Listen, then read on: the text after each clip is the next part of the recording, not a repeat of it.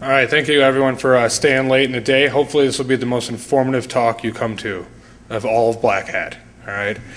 And the reason I say that is actually because we're talking about something that we never talk about at Black Hat, which is when we come back to our jobs, we leave from this conference, we have to buy tools and things to help us solve these security issues that we just learned about. And inevitably that means we have to talk to our bosses, executives, et cetera, and try to justify these costs. And so that's what this topic is about, is how to communicate with executive management and talk about security. So a quick thing about me, I'm CEO of Savic Technologies. I've been around the security scene for years. I wrote Nmap for Windows, Snort for Windows, DSNF for Windows, a bunch of other tools. So I've been around for a while and also done a lot of work at the various conferences, pretty much every major conference. What I'm most well known for, though, is writing Hacking Exposed, one of the 6 authors, also author of the new Hacking Exposed that came out last year. So if you still want to buy a book, I'll sign it for you if you go buy one out there at the bookstore. But I've done a lot of work for now Information Week magazine. That's where this topic that we're going to talk about came from. Information Week, I've been doing a lot of different cover stories on more technical related items. And as I was working with a lot of the CSOs and whatnot across the United States, I realized that this topic hadn't been communicated too much or discussed. And so what I did is I started a big survey.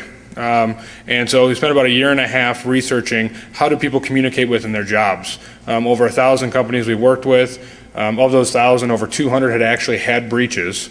And they were in a couple different industries, okay? And so kind of some of the tips and techniques we'll talk about are directly related from these interviews with these CSOs and directors of security and security engineers across the world. So the first thing we did is we said, what are you guys concerned with? And this led into a lot of different interesting conversations, but what was most important about this was that the percentages that you see here. So managing the complexity of security was a huge increase from the previous few years. And we had done some similar surveys like this a couple of years ago, but it's gone up dramatically. And complexity in general, as you can imagine, is getting more complex as more and more networks are getting decentralized and deperimeterized. But the 15% of getting management buy-in is going up as well. We're seeing in the economy there's less investment in security. It was decreased last year. We just saw the Verizon business report, if anybody's read that yesterday that got released.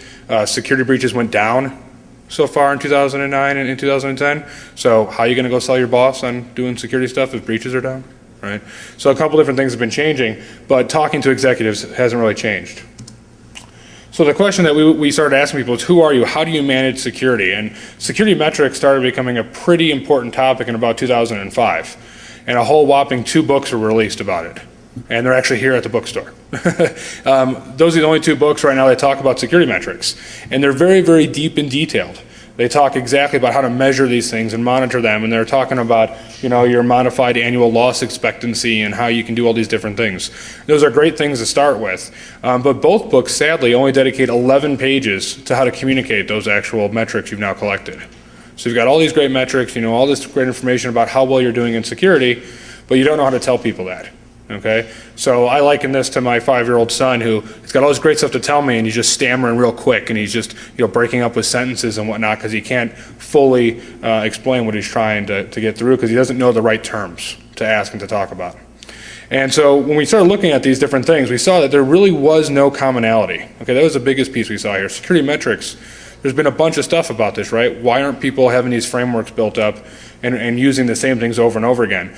And of the companies that we worked with that we thought were doing the right things, they didn't actually use any common framework. They kind of homegrown it and built it up in their own environment. And the reason it was so successful is because as they homegrown that system, their executives and the rest of the business bought into it because they grew it with them.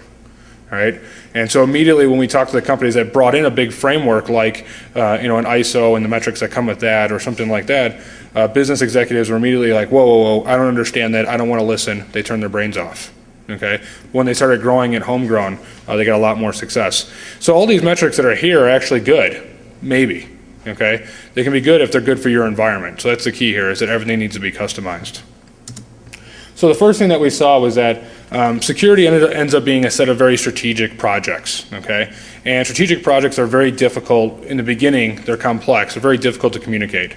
And so on top of that, security can never stop, right? We can't stop doing something. So just because firewalls are no longer, the threats are no longer operating system and the firewall is the only tool you have, you still need firewalls, right? You still need some antivirus and things like that. Everything kind of builds on top of each other.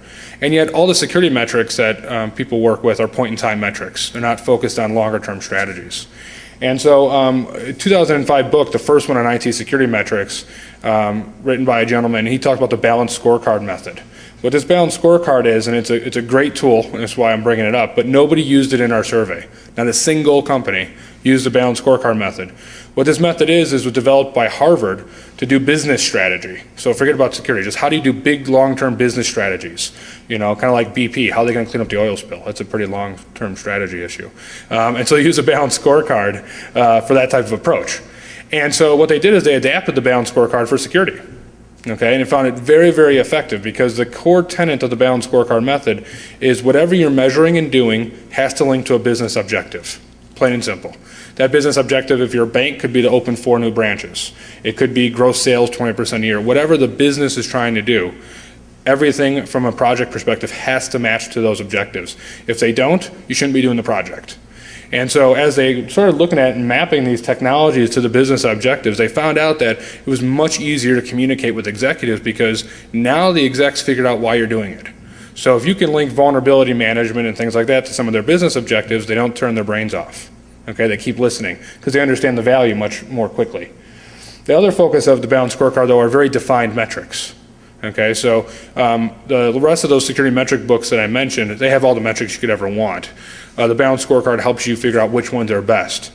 And it helps provide accuracy to your claims while not getting you too deep into precision. And we'll talk about the difference between accuracy and precision in a second.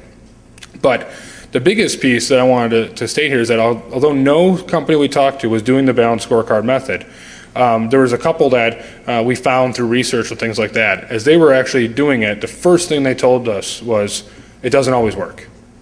Okay, so it's not a one-stop framework that's going to make everything easy for you. Okay, so you got to realize that this, for everything you're trying to do in security, this will not always work. All right, sometimes it will, sometimes it won't. So what do we see? Well, the first things that we heard back from everybody was that basically nobody believes me. Okay, all your assumptions about your value to the company are wrong, is what we found from a security perspective. As an engineer, you already have an uphill battle. Okay. The business is focused on different things. They look at you as an outsider immediately because you weren't in the business. You're an IT guy, so you're a geek, right? And there's all these different stereotypes you have to fight against just to get into the door to explain the project that you have. And it may be the highest risk issue you guys could get broken into tomorrow and everything's stolen, and you still have these uphill battles to deal with. So the first thing we saw when we actually looked at the PowerPoints, we went deep into this. We said, let me see the PowerPoints you're using to justify your projects. Let me see the actual people you're talking to. Is it board of directors? Is it committees? Who is it? First thing we saw is way too many variables.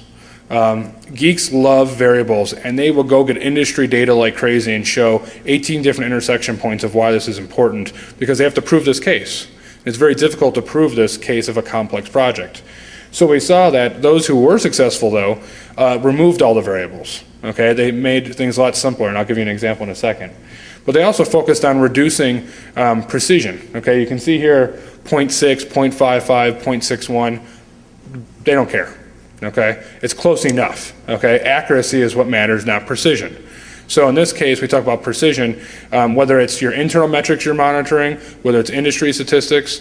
Precision is not important. What is important is the accuracy of that data to make sure that it's close enough and that it got the point across. So if it's a 0.55 or a 0.65, it's good enough. Okay? And make sure you're correctly reflecting the size of what you're actually measuring. This is the #1 issue we saw with industry data. We get these Verizon business reports, we get all this stuff out from the industry, we go back to our offices or cubes, we start adapting it to our environment, and the first thing the guy says is, well, they're not the same company as us, or we're different than the rest of the industry. That's what the business says. So immediately all your stats are worthless. All right? All because you didn't apply things properly to what you're doing. So what we saw, the ones that were most successful at this, is they used repeatable metrics from within their own organization. easy metrics, things that you can pull up within 2 minutes of having a conversation. Now that does mean that you could pull those up easily because you're tracking them very well, or it also could mean that it's just an easy metric to measure. Metrics that we found very complex to measure were the ones that were immediately thrown off as either gobbledygook or you're trying to just make up numbers to prove a point. Because immediately they look at this as if it's complex, it's risky. So if your analysis and your details of your variables are complex, that means it's risky, they don't want to have any interest in it. So the number one thing that we saw back when we interviewed these CSOs and we said, okay, these are the ones that we like. We think they're doing very well when it comes to both managing security, having buy-in from management. We said, can we talk to your managers? Can we go talk to the COOs, the CFOs, the people you're actually dealing with? Let's ask them what you do well. And they all said one thing, communication. They made it easy for me to understand. None of them said, he's great at explaining, how this is a great, high-risk issue and we need to fix it, etc. What they did is they said they're good at actually communicating things. So the first issue you see is that talking about numbers and risk is very hard. Okay, we started taking parallels from other industries like life insurance industries, auto insurance industries. They have this hard time of trying to sell you on insurance, which is very similar to security. You're buying something in case something happens. And so we said, what do insurance companies do when they're in the sales cycle to try to sell you? And the first thing we saw is that they communicate the proposition very easily. And so you don't get the situation where you're talking to an executive who says, well, Mike, it didn't happen last year, it won't happen this year. We can go ahead and just, not put that into budget, okay? And everybody's focusing on keeping their budget just on maintenance, no new expenditures. But when I went out and talked to a couple life insurance salesmen and said, hey guys, tell me how you sell this stuff. I want to know what the insides are. They said the number one thing is scenarios. And we didn't see that trend when we looked through the previous data, but we saw when we looked at these PowerPoint presentations after I talked to the life insurance guy, holy cow, these CSOs and these directors of security were totally using scenarios the entire time. And they weren't just using scenarios from the industry. They were picking people in the executive team. So if you had a team of 5 people, say the CFO was there, it would be CFO, Tom, he's the guy that sends out the funny emails, okay? You know that guy, you have one. He sends out the funny email or whatnot, even though it may or may not be work appropriate. He was that guy in that little group, okay? So he used him as an example about how, hey, what if somebody else sent out a funny email on your behalf? Wouldn't everybody open it because they're used to that from you? He built off that to do a whole case on why they needed data leak prevention, all from that one simple example. But because it was a scenario that was related to the environment he was in, he had everybody's attention, everybody understood it, and it was very simple. Okay? And life insurance is the same thing. When they're talking to you about, oh, you're going to die in 5 years or whatnot, is your kid's going to be safe? They're using scenarios that are directly linked to your life. And yet we saw presentations where they would say, in the university sector, Cornell College has this type of risk exposure. And this is a different university, and the CSO is using a different university's risk profile to explain why they should invest in his project. Totally not linked to the business at all. Okay? Now, you're also not a salesperson, though, but you end up having to sell security to a degree, which is a problem, because most engineers don't like to be salespeople. And also, you haven't been educated on how to communicate. No security courses or class talk about communication at all, no matter what university you're in. They don't explain how to make complex things simple. So you have all these different pieces here. And so what I want to wrap up with and actually go to questions, because I found that as I've talked with people, mostly everybody has questions rather than just listening to me. A couple key things came out of this data, and we're going to be releasing a 40-page report on this with really detailed data in about 2 months from Information Week. So you can go ahead and look for that. This is kind of like a precursor to it. So the first question we asked you have to ask yourself is, how do you use industry data? If it is in anything that you show an executive or anybody that makes a decision, you're doing it wrong, plain and simple. Okay? Industry data is the number one mechanism we found that people throw out your case of why it's actually important. Because they immediately, like I said, it's not us, we're not them, we're not a part of the industry, we're different, we're better, we're whatever. And so they take industry data and they just ignore you. But where industry data is important is in actually helping you prioritize what your concerns should be. So keep them in your cube. Keep them in your office. When you're dealing with things in your team, that's what industry data is important. But you don't need to use it as your communication tool. Do you relate every security to a business objective? We had a bank that I talked with Great example, he had wanted to roll out automated patch management. It was going to be a very, very, very large project and a very long time from a resource perspective. He had gotten pushback and things like that from his initial talks. He did two things that were pretty interesting. First, he changed the way he decided to communicate the actual message completely. He said, you know what? I looked at our business objectives and we want to open 4 branches, every couple of months for the next X number of years. And we just heard back from the Fed, who's going to be auditing us, that if we don't fix some of these issues, that they may